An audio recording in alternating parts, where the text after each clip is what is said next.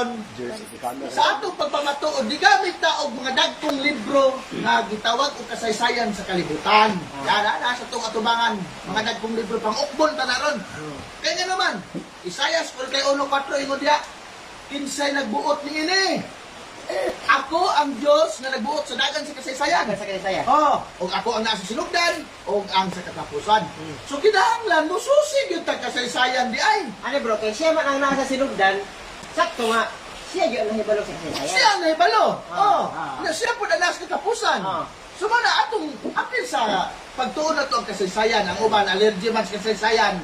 Pa-allergy sila kay nga naman dili man mulaban ang kasaysayan sa ilang simbahan pag-abot na sa history. Ilani man gud kung ang yuta nga dako kaayo giklaim na sa daghang mga kliman kailahan ng yuta, kinahanglan mag-abot mo sa korte, magdinigahay mo sa titulo ni anang yuta. Kung ang imong titulo rights ra imong gigunitan unya ang pikas na ay rights na ay gitawag og title, ang dapigan sa korte kadtong kompleto. Kadtong ay rights, na title. Mo ti dapigan sa korte.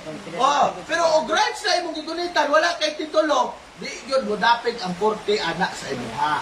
Tama. Mana siya nga ang atong pagtuon sa simbahan Katoliko, doon ay Biblia, doon na po'y kasaysayan.